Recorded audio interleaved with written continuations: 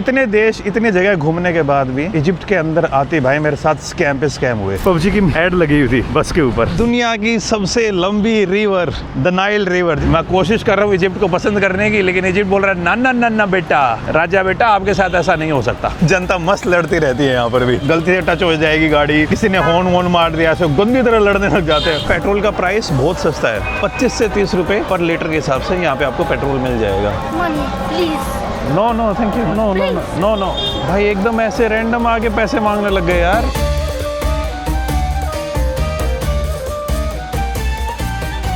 भाई इंसानों की भी है ना 4-5 टाइप की कैटेगरी होती है। सबसे ऊपर आते हैं आलसी, फिर उससे भी घटिया हो गए लीचड़, निठल्ले, कुछ काम नहीं करने वाले। 1-2 कैटेगरी और आती हैं, और सबसे एंड में आता है, पहले तुम बजा लो भाई मेरी देखी जाएगी, और उसके बाद आता है आपका भाई, हेलो ब्रदर। लेकिन ये बंदा प्यार करता है मुझसे तो भाई सबसे नीचे आता है आपका भाई आलस के मामले में। यार इजिप्ट में आए हुए हैं ना, आज हो चुकी है 23 तारीख, और इजिप्ट में आया था मैं 16 तारीख को लैंड हुआ था, 16 तारीख को मॉर्निंग में। और तब से भाई मैं कुछ नहीं कर रहा हूँ, कुछ भी करने का मन नहीं कर रहा है, इतने मस्त देश में आ गया हूँ, और फिर भी मेरे साथ ऐसी ऐसी चीज़ें हो रही है कि मैं यार छोड़ो। और आज भी है ना मैं खुद को फोर्स कर रहा हूँ, दिपांशु साले अब तो बाहर निकल ले, अब तो सच बोलते। वो बात नहीं, दिपांशु धुलिया नहीं बोलता है उस बंदे को, अब तो सच बोल दे, वो वाला सीन हो गया भाई, अब तो उठ जा। तो गुड मॉर्निंग गाइस, और स्वागत है आपका एक और नई कंट्री, एक और नई वीडियो और एक और नए एक्सपीरियंस के साथ। Egypt, the land of scams and the land of pyramids. अब ये लैंड ऑफ स्कैम्स क्यों बोल रहा हूँ भाई, जब से मैं इजिप्ट आया हूँ, जब से मेरी एंट्री हुई है, तब से लेके अब तक ऐसे काफ़ी स्कैम मेरे साथ हो चुके हैं। मैंने ऐसी काफ़ी वीडियोस की अपॉर्चुनिटी मिस कर दी है जहाँ पर मैं मिलियंस ऑफ व्यूज़ गेन कर सकता था कि गोट स्कैम्ड इन इजिप्ट, और वो भी कोई फेक स्कैम नहीं भाई, लिटरली। इजिप्ट मेरी 52 नंबर कंट्री है, अगर मैं इंडिया को इंक्लूड करता हूँ। अगर इंडिया को इंक्लूड ना करूँ तो इजिप्ट मेरी बन जाती है 51। तो भाई अब तक इतने देश घूमने के बाद इतने नहीं घूमे हैं, अगर आप बाकी अपने ट्रैवल यूट्यूबर के साथ कंपेयर करोगे। नवंकुर और शुभम तो भाई अपना, उनके तो पता ही नहीं कितनी कंट्री होगी, मैं काउंट ही भूल गया हूँ। मैं थोड़ा इस मामले में पीछे रह गया, मैंने इंडिया में वो उतना ज़्यादा टाइम स्पेंड कर दिया। तो इतने देश इतनी जगह घूमने के बाद भी इजिप्ट के अंदर आते भाई मेरे साथ स्कैम पे स्कैम हुए। सबसे पहला स्कैम शायद आपने लास्ट वीडियो देखी होगी, जब मैं सीरिया से आ रहा था, एयरपोर्ट के ऊपर ही यहाँ पे जैसे ही मैं कायरो में लैंड करता हूँ, ऊबर ऑर्डर करने के बाद वो बंदा कहता है चल चलते हूँ, और बाद में फिर बोलता है नहीं भाई मैं ज़्यादा पैसे लूँगा। तो पहली उस ऊबर से उतरा, उसके बाद दूसरी टैक्सी ऑर्डर की, दूसरी वाला भी ऐसे निकला, तीसरी की, तीसरा वाला भी, चौथे वाले बंदे ने फाइनली बोला कि चल भाई मैं तेरे को ले चलता हूँ, क्योंकि मैं भी थक गया था भाई, नींद आ रही थी, रात के 2-2:30 बजे हुए हैं और मैं टैक्सी से टैक्सी बदले जा रहा हूँ। मैंने बोला ठीक है भाई जो भी है बता क्या कंडीशन है तेरी। बोलता या तो राइड कैंसिल कर दे या फिर कुछ एक्स्ट्रा दे मुझे। मैंने बोला ठीक है लिए $4 मैं दे दूँगा। तो जितना मेरा फेयर हुआ था ना, फेयर हुआ था मेरा लगभग 400-500 रुपये का, फ्रॉम कायरो टू गीज़ा, उसमें एक्स्ट्रा मैंने उसको 300-400 रुपये दे दिए, लेकिन मैं थक गया था भाई। तो पहला स्कैम ये हुआ। फिर अगले दिन भाई सिम कार्ड लेने गया, वहाँ पे भी स्कैम। सिम का जो असली प्राइस था 280 इजिप्शियन पाउंड, मैंने पे किए 650 Egyptian pound. 1 Egyptian pound is equals to 1.7 Indian rupees. तो 2 स्कैम। फिर भाई किसी के पास भी चले जाओ, खाने चले जाओ, पीने चले जाओ, जहाँ पे भी आप जाओगे, everybody wants to try to scam you. और खास करके पंगा मेरे साथ क्या हो गया था, I was staying in Giza. Giza वही जगह जहाँ पे पिरामिड्स है। तो भाई अभी तक देख लो, मैं पिरामिड्स के पास जाके आ गया और मैंने पिरामिड्स नहीं देखे। तो एक तो वैसे ही थका हुआ था, मैं फ्रस्ट्रेट हो रखा था, और बैक टू बैक ये हरकतें हो जा रही थी। उसके बाद से मेरा दिमाग ही ख़राब हो गया। मैं शुभम और नवंकुर और अपने परमवीर को बोलते यार कितनी गंदा देश है, मज़े ही नहीं आ रहे। बोलते तू रुका कहाँ हुआ है? मैं बोलता मैं गीज़ा में रुका हुआ। बोलते भाई तू दुनिया की सबसे टूरिस्टिक प्लेस में रुका हुआ है, यहाँ से निकल, फिर तेरे को अच्छे एक्सपीरियंस होने स्टार्ट होंगे।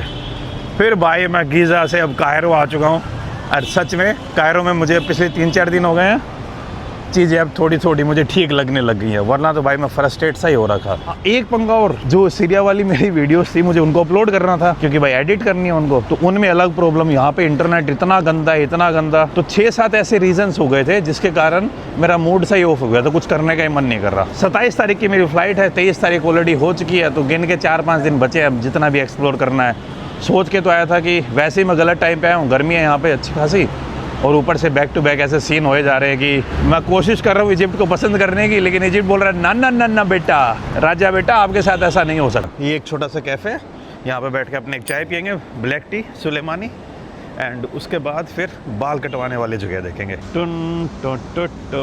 जो कल्चर आपको याद होगा मैंने सीरिया के अंदर देखे थे, चाय और हुक्के के मामले में, इजिप्ट के अंदर भी सेम ही सीन मिलेगा आपको। पीछे आपको एक भाई साहब दिख रहे होंगे, वो बैठ के हुक्का पी रहे हैं। इजिप्ट के अंदर भी हुक्के का अच्छा खासा कल्चर है, इवन तंबाकू वाला हुक्का भी पीते हैं यहाँ पे लोग, जैसे अपने हरियाणा में चलता है ना ज़्यादातर, कि मेरे नाना जी पीते हैं अभी भी।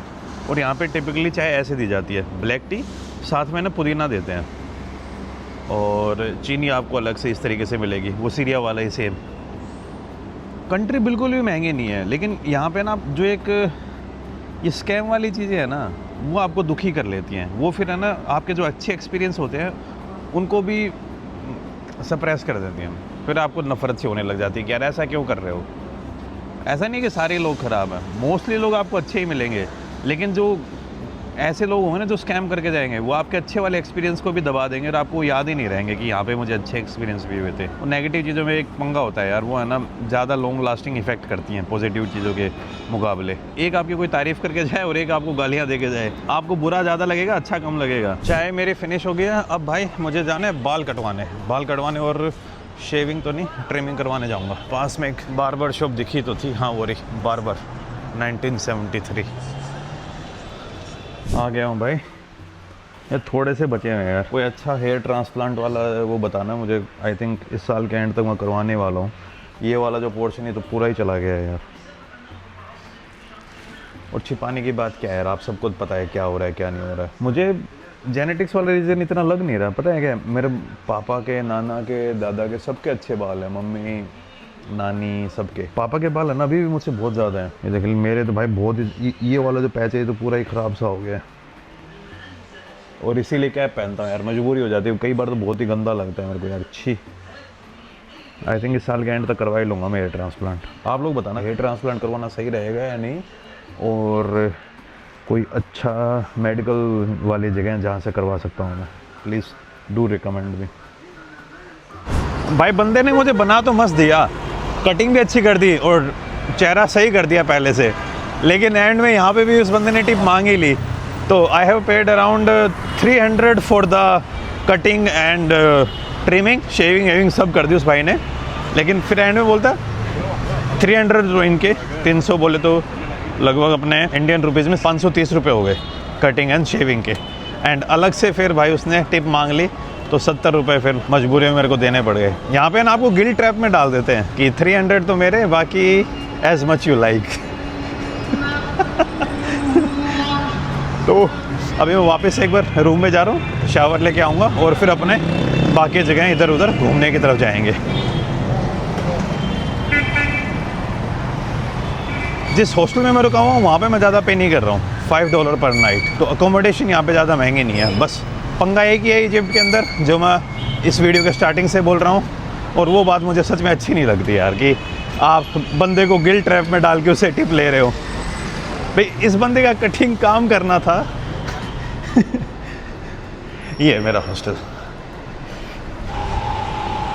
शावर लेके अभी आ चुका हूँ, वापस से बाहर निकल गया हूँ। हाँ यही कह रहा था कि यार जो ये टिप वाला कल्चर है ना, अगर मैं खुश हूँ तो होना चाहिए। मतलब कि आप मेरे को गिल्ट ट्रैप में डाल के टिप लेते हो तो अच्छी बात नहीं है यार। जो लोग आगरा, दिल्ली या फिर इन हाईली टूरिस्टिक शहरों में रहते हैं, आप लोग बताना कि अपने इंडिया में भी ऐसा होता है जब ये बाहर से टूरिस्ट आते हैं।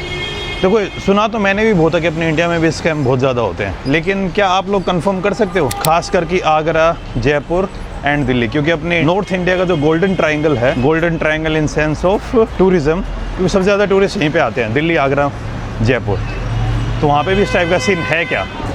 टाइम अभी है भाई दोपहर के 2:30 बजे हुए हैं, और मैं अभी दुनिया की सबसे लंबी जो रिवर है उसके ऊपर जाने वाला हूँ।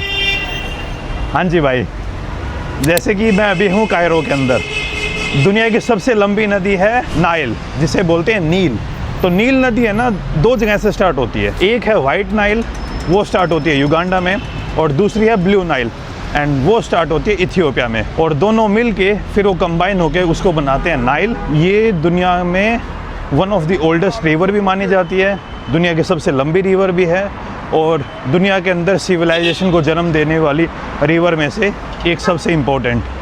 कई लोगों का ऐसा मानना भी है भाई कि जो एग्रीकल्चर है वो नाइल रिवर के ऊपर ही स्टार्ट हुआ था, आज से 10 से 15 हज़ार साल पहले। और नाइल रिवर के कारण ही ये जो पिरामिड्स हम देख पा रहे हैं, जो इजिप्शियन सिविलाइजेशन थी उसका मेन एपिसेंटर होता था नाइल रिवर। अगर नाइल नहीं होती तो ये सिविलाइजेशन और ये जो पिरामिड्स हैं ये भी नहीं बनते। तो इजिप्ट के मामले में अगर आप देखा जाए तो इजिप्ट के लिए सबसे प्योर, सबसे इम्पोर्टेंट, इकोनॉमिकली, कल्चरली एंड पानी देने के मामले में नाइल का बहुत बड़ा क्रेडिट है। क्योंकि अगर नाइल नहीं होती तो मैं यहाँ पे इजिप्ट में ये पिरामिड्स देखने भी नहीं आ रहा होता। जैसे अपने इंडिया के लिए, खास करके अपने नॉर्थ इंडिया के लिए जो गंगा रिवर है जितनी इंपॉर्टेंट हो जाती है, मेरे हिसाब से अपने लिए गंगा रिवर इतनी इंपॉर्टेंट नहीं है जितनी इजिप्ट के लिए नाइल इंपॉर्टेंट है। क्योंकि अपने पास और नदियाँ हैं, साउथ में अलग नदियाँ हैं, लेकिन इजिप्ट के पास ही इकलौती नदी पड़ती है। बाकी जो नदी हैं उनमें बस बारिश के टाइम पे कभी कभार पानी आता है, और बारिश इजिप्ट के अंदर होती नहीं क्योंकि मोस्टली इट्स ए डेजर्ट। तो Nile is like life line of Egypt. अगर आप इजिप्ट की पॉपुलेशन देखेंगे, ये देखिए नाइल रिवर का सैटेलाइट व्यू जब से इजिप्ट के अंदर एंट्री होती है, आप इसको थोड़ा सा जूम इन करेंगे ना, इजिप्ट की 70 to 80% जो पॉपुलेशन है वो नाइल नदी के किनारे पर बसी हुई है। यहाँ से इजिप्ट के अंदर नाइल एंटर होती है और एकदम मेडिटेरियन सी में जाके गिर जाती है। इजिप्ट का जो मेन एग्रीकल्चर है वो भी यहीं पे होता है, पॉपुलेशन भी यहीं बसी हुई है, जो इंडस्ट्री है वो भी यहीं पे ही है।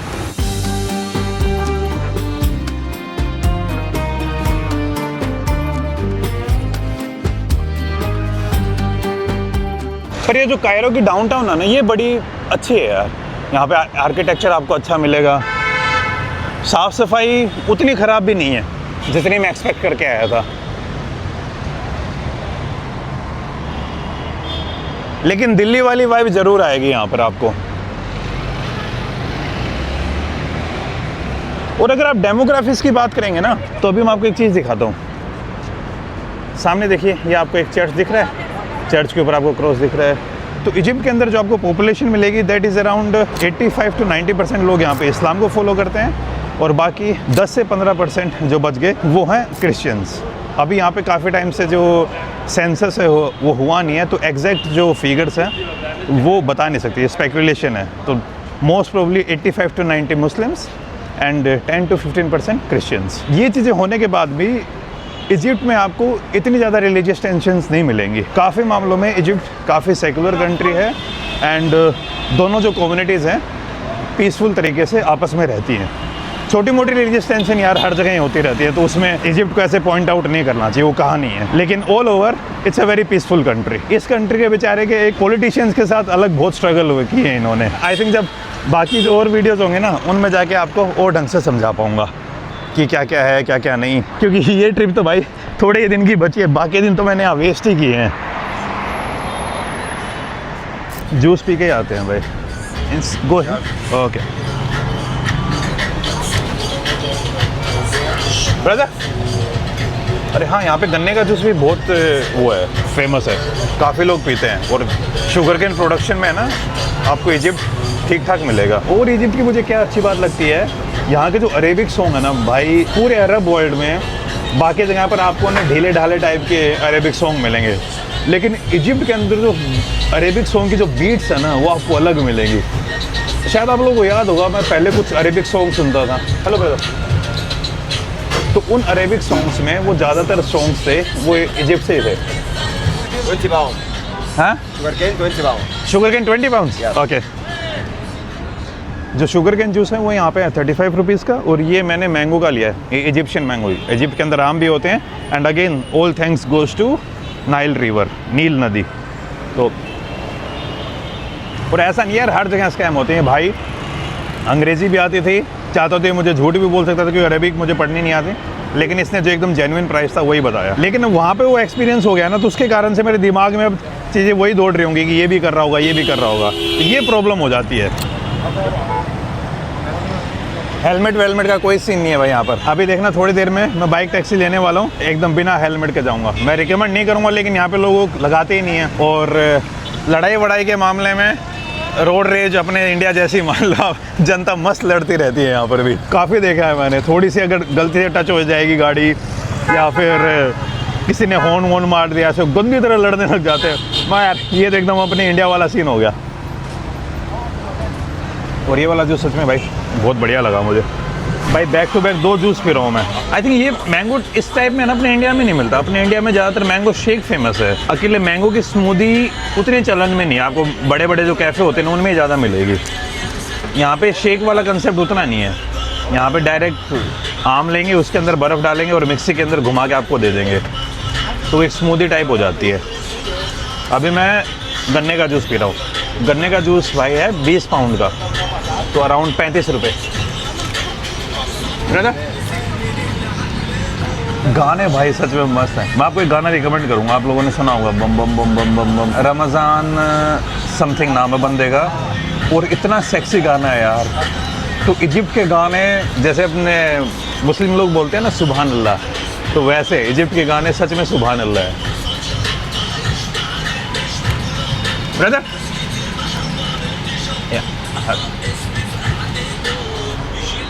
एक तो ये वाला, एक वो बम बम बम बम बम, आप सर्च करना यगमा, एक हबीबती, और मैं सुनाए दूँगा कुछ ना कुछ मस्त गाने, तहर है एकदम। Thank you brother. जब मैं जॉर्डन गया था ना पहली बार, वहाँ सुने थे मैंने, और क्या मज़े आए थे भाई।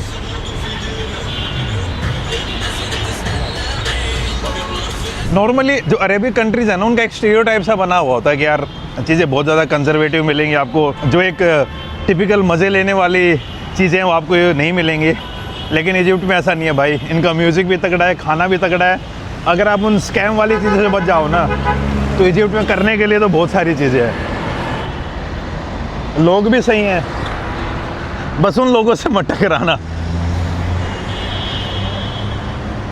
और यहाँ पे आपको अल्कोहल भी मिल जाएगा, और अल्कोहल के प्राइसेस भी ज़्यादा नहीं है। मैं जिन जिन कंट्रीज़ में जाता हूँ उनमें अल्कोहल ट्राई करता हूँ, मुझे थोड़ा एक रहता है अल्कोहल ट्राई करने वाला। तो यहाँ की एक बियर है स्टेला, वो ट्राई की थी मैंने, बड़ी प्यारी बियर लगी मुझे।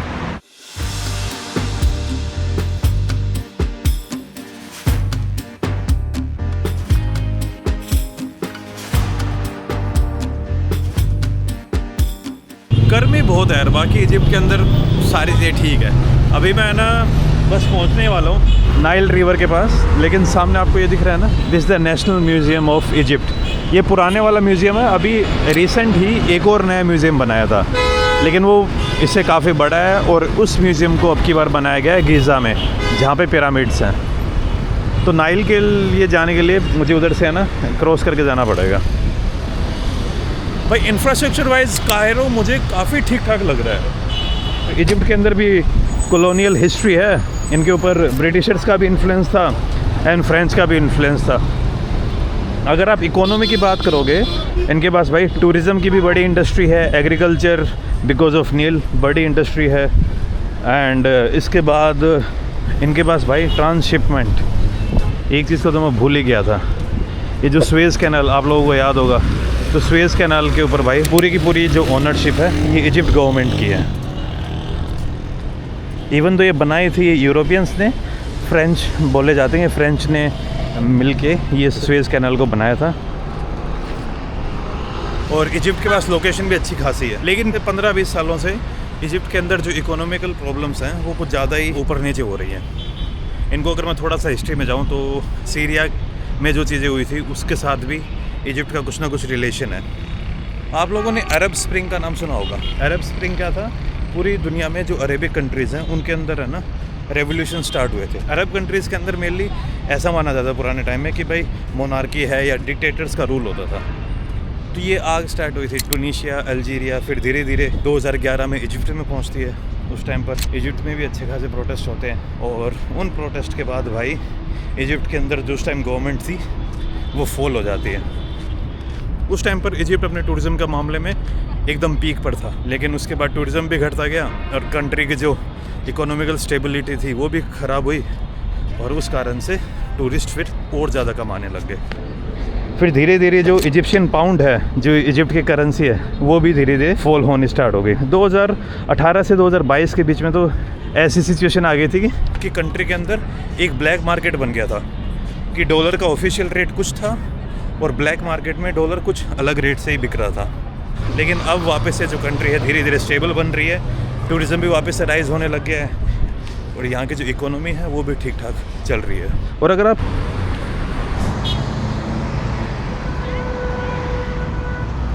और ये आ गई है भाई दुनिया की सबसे लंबी रिवर, द नाइल रिवर, जिसकी मैं बात कर रहा था आप लोगों से।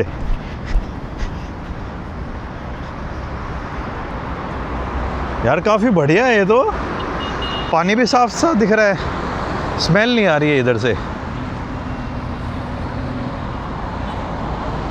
ब्रिज काफ़ी पुराना लग रहा है यार डिज़ाइन के अकॉर्डिंग तो, क्योंकि आजकल इस टाइप के डिज़ाइन के ब्रिज कम बनते हैं। जो रिवर फ्रंट है ना वो भी अच्छा सा बना रखा है इधर, पैदल चलने के लिए जगह है आई थिंक। हाँ उस दिन रात को देखा था भाई मैंने, इधर छोटे छोटे बोट चल रही थी, आई थिंक वो थोड़ी बहुत नदी में घुमा के और आपको वापस लेके आ जाएंगे।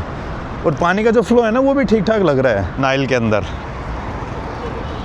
इजिप्ट के अंदर नाइल रिवर को बोला जाता है नील, और आई थिंक जब आप हिंदी में देखोगे तब भी अपन नील ही प्रोनाउंस करेंगे। वो आई थिंक जब अरेबिक कॉन्क्वेस्ट हुआ था इंडिया का, तो उस टाइम पर जो अपनी हिंदी के अंदर या फिर अपनी जो बाकी इंडियन लैंग्वेजेस हैं उनके अंदर आपको काफ़ी अरेबिक सेंटेंसेस मिलेंगे या फिर काफ़ी अरेबिक वर्ड्स मिलेंगे। और नॉट जस्ट कॉन्क्वेस्ट, जब इस्लाम इंडिया में आया उससे पहले भी आप जाओगे तो अरब्स के साथ अपना ट्रेड का रिलेशन तो बहुत पुराना है।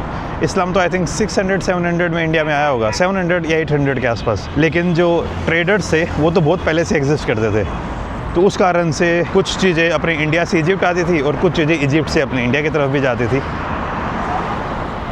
गर्मी है भाई, वापस ही चलता हूँ अभी यहाँ से।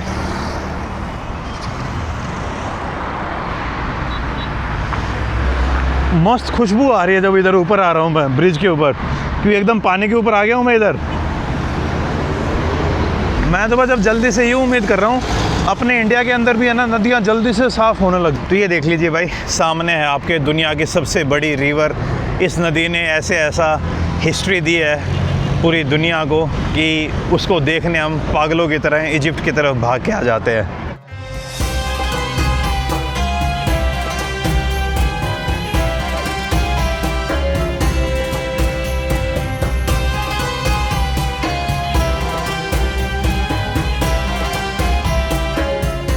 कई लोग बता रहे थे नाइल मुझे गंदी मिलेगी, लेकिन मुझे तो यहाँ पे साफ़ सफाई अच्छी खासी दिख रही है। इसमें से ना कोई वो गंदी स्मेल आती है वो आ रही है। एकदम यूरोपियन नदियों की तरह तो साफ़ नहीं बोलूँगा कि एकदम नीचे भाई मेरे को पूरा मस्त दिख रहा है, मैं नहा लूँगा इस नदी के अंदर। लेकिन अगर एक दो डुबकी लगानी हो ना तो उसमें मुझे संकोच नहीं आएगा इसमें। और पानी की मूवमेंट भी अच्छी खासी है, कहीं से भी मुझे ऐसा नहीं लग रहा है कि गंदा पानी इसके अंदर मिला रहे होंगे। तो आई थिंक क्या पता यहाँ पे कायरो के अंदर जो इनका ड्रेनेज सिस्टम वो बेटर हो। बाकी आप लोगों को क्या लगता है कि यमुना कब तक सफाई हो जाएगी?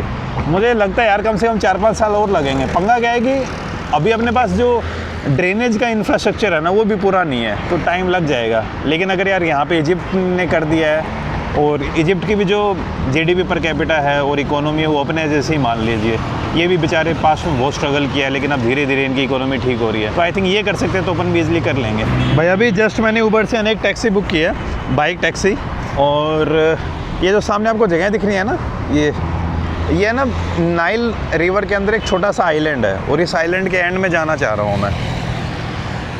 और इस नाइल के अंदर है ना फेरी भी चलती है नॉर्मल, भाई एक जगह से दूसरी जगह जाने वाली, not just for tourist. Locals भी यहाँ पे फेरी को यूज़ करते हैं। आपको लगता है कि यार ये चीज़ें दिल्ली में पॉसिबल हो पाएंगी? इवन दिल्ली में यमुना साफ़ होने के बाद भी क्या यमुना के अंदर इतना पानी है? यार यहाँ पे नाइल के अंदर तो ना मुझे अच्छा खासा पानी लग रहा है। वैसे जो इथियोपिया है ना उसके साथ जो इजिप्ट है उसके एक बार रिलेशन भी ख़राब हुए थे। इवन तो अगर आप देखेंगे Egypt and Ethiopia they don't share border, लेकिन जो ब्लू नाइल है वो इथियोपिया से स्टार्ट होती है, और नाइल का जो 80 to 85% पानी है वो इथियोपिया से ही आता है। जैसे अभी अपने लिए एक छोटा सा डर बना हुआ है नॉर्थ ईस्ट के अंदर कि चाइना है ना ब्रह्मपुत्र रिवर के ऊपर एक डैम बना रहा है। सेम डर इजिप्ट के अंदर भी था, क्योंकि अफ्रीका का जो सबसे बड़ा डैम है वो इथियोपिया ने बनाया है ऑन नाइल रिवर, इसी ब्लू नाइल रिवर के ऊपर। और उस कारण से जो इथियोपिया है वो नाइल के पानी को कंट्रोल कर सकता है। और अभी आप समझ गए होंगे कि यार नाइल इजिप्ट के लिए कितनी इंपॉर्टेंट नदी बन जाती है। इजिप्ट को ये डर सता रहा है कभी कभार। स्कूटर आ रहा है भाई, थोड़ा टाइम लगेगा। जो डर अभी अपने को ब्रह्मपुत्र वाले डैम के ऊपर सता रहा है ना, जो चाइना तिब्बत में डैम बना रहा है, सिमिलर सिचुएशन एक बार इथियोपिया और इजिप्ट में भी हो गई थी। ऑलमोस्ट लड़ाई तक बात पहुंच गई थी, लेकिन फिर आई थिंक यूएन में दोनों ने कोई मुद्दा उठाया था और उसके बाद कुछ एग्रीमेंट्स हुए। कुछ में इथियोपिया ने एग्री किया और कुछ में इजिप्ट ने एग्री किया, लेकिन कुछ डिफरेंसेस रह गए हैं। लेकिन जिस हिसाब से मैं देख पा रहा हूँ, मुझे तो अभी यहाँ पे पानी का फ्लो ठीक ठाक लग रहा है। इससे ऊपर जाती तो भाई फिर वैसे यहाँ पे फ्लड्स आ जाएंगी। और अभी गर्मी का टाइम है और गर्मी के टाइम में तो पानी और कम हो जाना चाहिए था। जैसे ग्लेशियर वाली नदियों में तो क्या होता है, गर्मी में पानी ज़्यादा हो जाता है, सर्दियों में कम होता है। लेकिन ये ग्लेशियर वाली रिवर तो है नहीं, इसमें तो बारिश का पानी आता है या जो लेक्स हैं उनसे पानी आता है। आ रहा है भाई अपना टैक्सी वाला भाई, यही होगा आई थिंक। हाँ, नीचे देख रहा है मैप की तरफ। बाइक कौन सी है इसके पास? एवेंजर लग रही है मेरे को तो। Hello brother, let's go.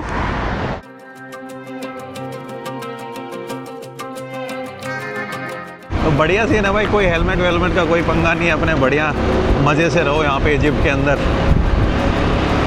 लेकिन मैं रिकमेंड नहीं करूँगा भाई, जान के लिए ख़तरा है। अगर मान लो गलती से भी गिर भी आ जाते हैं ना, तो कुछ भी हो सकता है।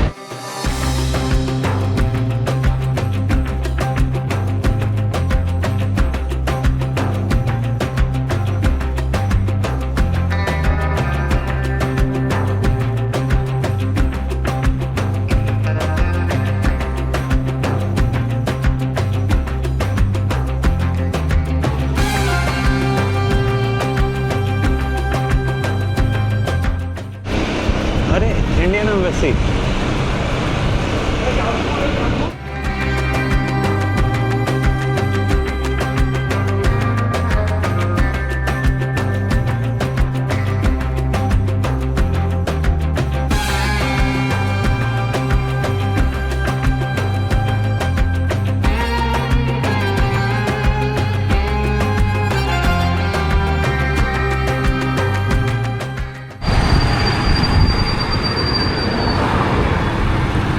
this one? Yeah. Okay, you can come back. ये बाइक वाले भाई ने थोड़ा गलत रास्ता ले लिया। अभी हम नाइल के ऊपर ही हैं। मैं अभी स्टेशन जा रहा हूँ, यहाँ पे जो कायरो का रेलवे स्टेशन है ना, उधर।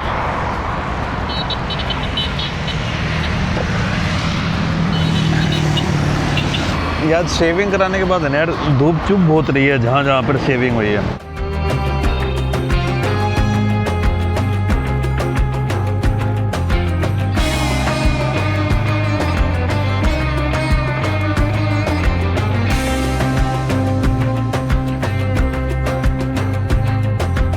कतई भाई इंडिया वाली की फीलिंग है यहाँ पर।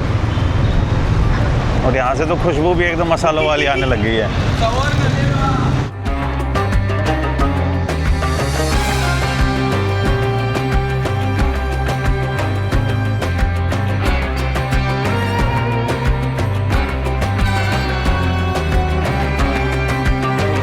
अब मेरे को तो यही लग रहा है भाई, मैं करोल बाग वाले एरिया की तरफ घूम रहा हूँ। ऐसे ही ऑटो दिख रहे हैं, रास्ते को बीच बीच में ब्रेकर आ जाते हैं, कभी कहीं से भी रास्ते गलियाँ वलियाँ। ये ब्रेकर वाला सीन एकदम अपनी इंडिया जैसा है। यहाँ पर बड़े बड़े से बना रखे हैं, ना कोई बीच में साइन बोर्ड आते हैं कहीं से कुछ भी हो रहा है। और इतने ऊंचे ऊंचे बना रखे हैं कि गाड़ियाँ कंफर्म यहाँ पे नीचे टच होती होंगी। पार्किंग का कुछ भी रैंडम सीन है भाई। कायरो सच में एकदम दिल्ली की सिस्टर सिटी लगती है।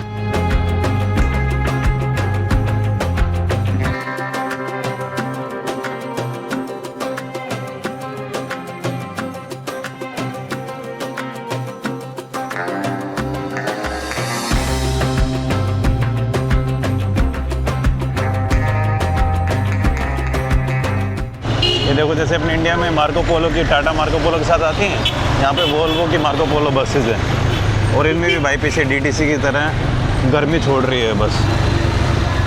जैसे दिल्ली में आपको जगह जगह पर जूस की दुकानें दिखेंगी, कायरो के अंदर भी सेम सीन है, जूस और चाय। बस जैसे दिल्ली में अपने ठेके दिख जाते हैं ना दारू वाले, वो कायरो के अंदर कम दिखेंगे। ऐसा नहीं है कि लोग नहीं पीते हैं दारू, लेकिन इस्लामिक कंट्री है तो इस कारण से लोग ड्रिंक बहुत कम करते हैं, तो उनके लिए फिर स्मोकिंग एक बहुत बड़ा वो हो जाता है। अरेबिक कंट्रीज़ में, किसी भी कंट्री में चले जाइए, आपको जिस लेवल पे लोग यहाँ पे स्मोकिंग करते हैं ना, वो लेवल आपको और कहीं नहीं मिलेगा।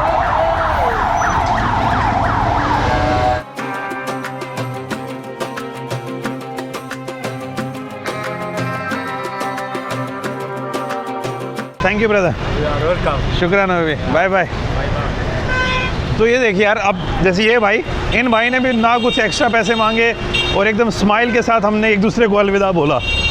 इजिप्ट के साथ जो टूरिस्ट पुलिस है उसको थोड़ा सा ध्यान देना चाहिए ताकि यार लोगों के इस मामले में ख़राब एक्सपीरियंस ना हो। मैं यहाँ के जो रेलवे स्टेशन है वहाँ पे पहुँच गया हूँ, मुझे है ना 1-2 ट्रेन की इन्फॉर्मेशन लेके आनी थी। तो अभी रेलवे स्टेशन के अंदर जाके मैं पूछ के आऊँगा कि ट्रेन का क्या सिस्टम है, ट्रेन के फेयर कैसे हैं, ऑनलाइन बुक कर सकता मैं नहीं कर सकता। अभी चल के आते हैं भाई बहुत ज़्यादा भीड़ है बुकिंग काउंटर के ऊपर। मैं अभी पूछ के आया था तो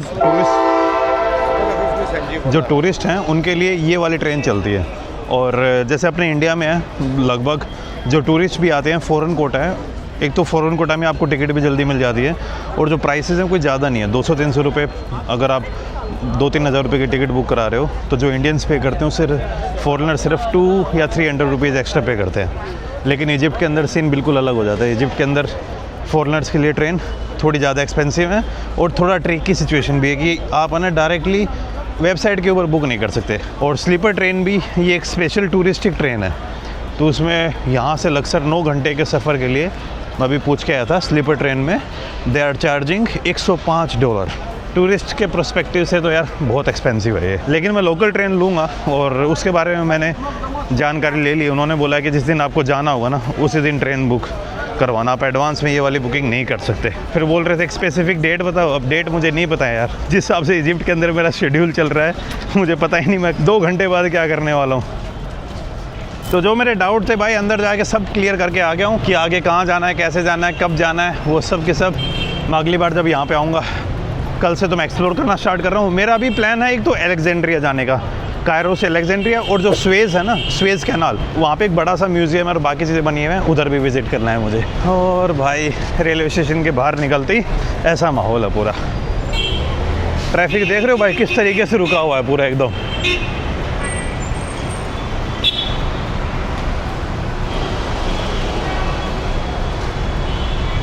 भाई पीछे तो एकदम ऐसा सीन है जैसे अपने नई दिल्ली और पुराने दिल्ली रेलवे स्टेशन के ऊपर होता है, सेम उसी टाइप की स्मेल आ रही है। गंदगी का लेवल भी लगभग आप बराबर ही मान के चलिए। चैंपे भी बराबर सी है,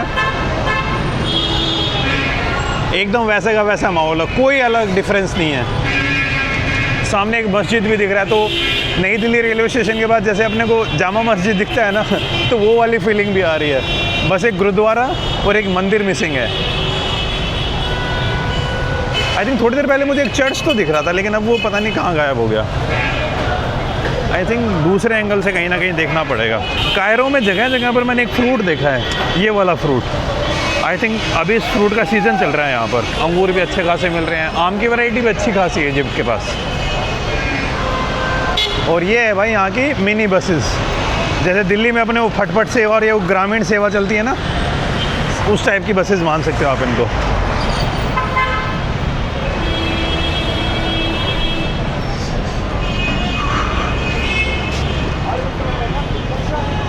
गर्मी सी लग रही है यार, एक जूस पीता हूँ अपने, ये है ना गन्ने का जूस, आई थिंक यहाँ मिल जाएगा।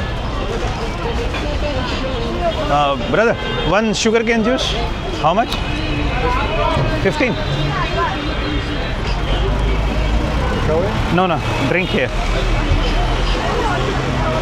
यहाँ पे सस्ता है, इससे पहले मैंने जहाँ पे पिया था ना वहाँ पे 20 का था, यहाँ पे 15 का है। शुक्राना। दिल्ली में भी गन्ने का जूस अच्छा खासा मिलता है, बाकी जूस की दुकान। यस, हेलो अभी भी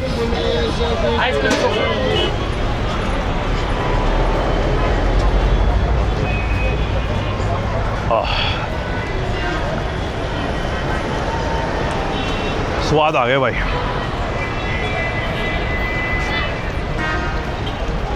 ₹25 का गिलास मान लीजिए आप।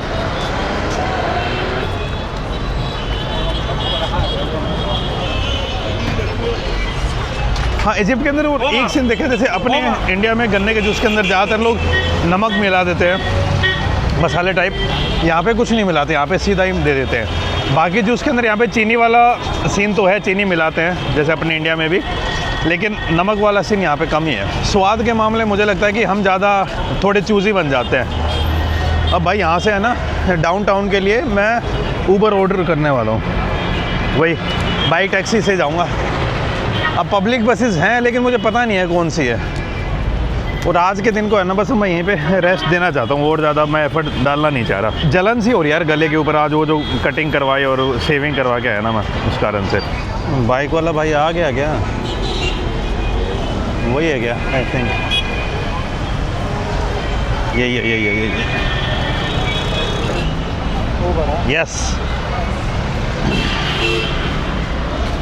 बाइक मस्त है बाइक की। यहाँ पे ना बाकी अफ्रीका की तरह है ना, आपको जो अपनी इंडियन बाइक है उनकी इन्फ्लुएंस मिलेगी लेकिन उतनी ज़्यादा नहीं है। जैसे बाकी अफ्रीका में तो क्या है, जैसे अपने टीवीएस और बजाज हैं वो सिंगल हैंडेडली रूल करती हैं, लेकिन इजिप्ट के अंदर आपको चाइनीज़ बाइक भी ठीक ठाक मिल जाएंगी। बजाज की ज़्यादातर आपको दिखेंगी बॉक्सर एंड पल्सर, टीवीएस की अपाची दिखती है, बाकी नहीं। भाई मुझे तो कोई फ़र्क ही नहीं लग रहा है इंडिया और यहाँ में।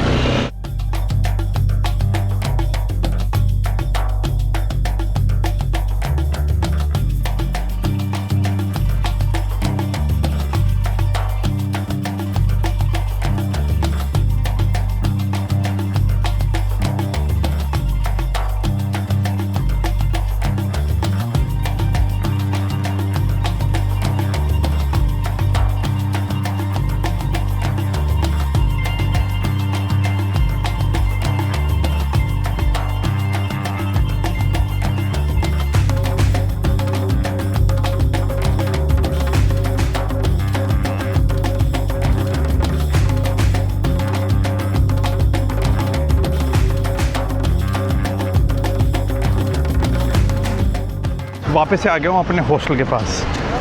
आप भीड़ का लेवल देखिए इधर। और खाने के मामले में मैंने एक चीज़ और देखी कायरो के अंदर, भाई रात के 2 बजे होंगे ना तो भी आपको शोरमा हर जगह मिल जाएगा। खाने के सेंस में कायरो कभी नहीं सोता, हर टाइम कोई ना कोई रेस्टोरेंट आपको खुले मिल जाएंगे। हुक्का, चाय और खाना ये आपको हर जगह मिल जाएंगे। और ख़ास करके ये वाला जो रेस्टोरेंट है, ये देखिए आप, शोरमा के कितने बड़े बड़े ये लगा रखे हैं। 2:30-3 बजे तक तो इस रेस्टोरेंट के अंदर मैं भी आया हूँ खाना खाने। ज़्यादातर मिलता है यहाँ पे शोरमा ही है। अगर इजिप्ट के अंदर आपको सबसे सस्ते में अपना पेट भरना है तो एक शोरमा रैप आ जाएगा 95 रुपीज़ का। 150 रुपये में आपको ठीक ठाक चिकन वाला खाना मिल जाएगा। और अगर उससे भी सस्ता जाना है तो सबसे सस्ता फलाफल रैप आती है 30 इजिप्शियन पाउंड की, जो हो जाते हैं आपके लगभग 50 रुपये में आपका एक टाइम का खाना तो हो ही जाएगा।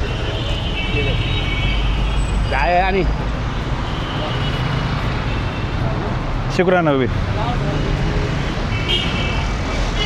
ये परफ्यूम डाल रहे थे मम्मी, मेरे ऊपर डाल दो भाई, मैंने आज सुबह सुबह लगाया नहीं था। अच्छी परफ्यूम है यार।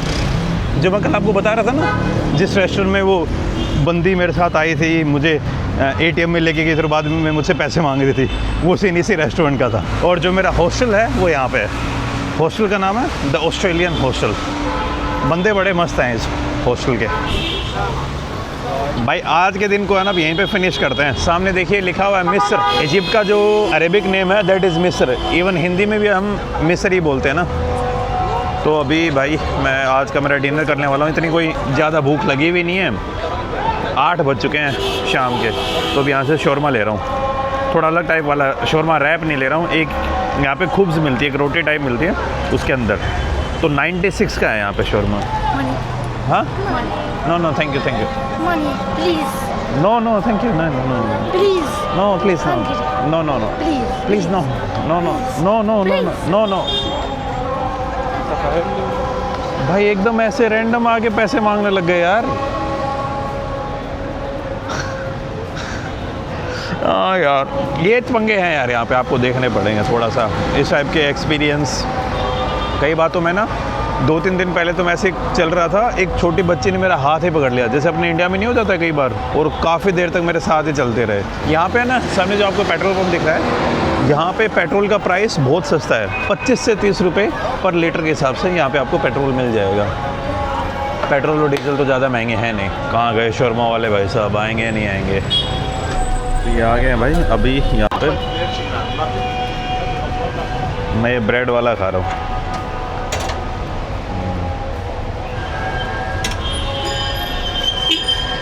This khubz, yes?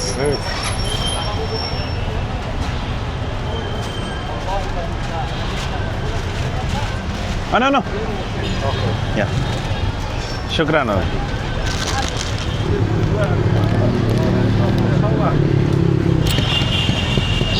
भाई करते हैं आज के दिन को यहीं पे ख़त्म।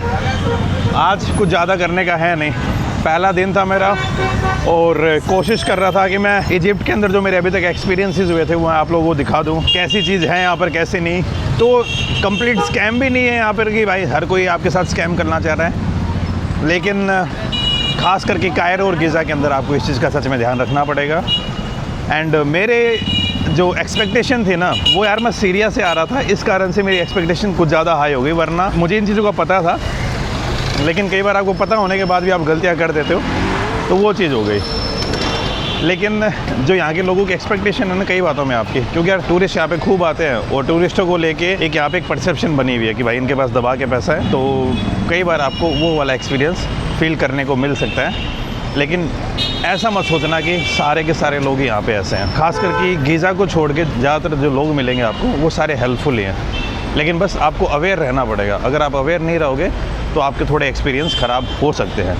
And this is my take, this is my final verdict from Egypt from my first day. And इसी के साथ करता हूँ मैं इस वीडियो को ख़त्म। तो बस मिलता हूँ आपसे नेक्स्ट वीडियो में, तब तक खुश रहिए, आबाद रहिए, keep travelling and keep enjoying your life. Bye bye.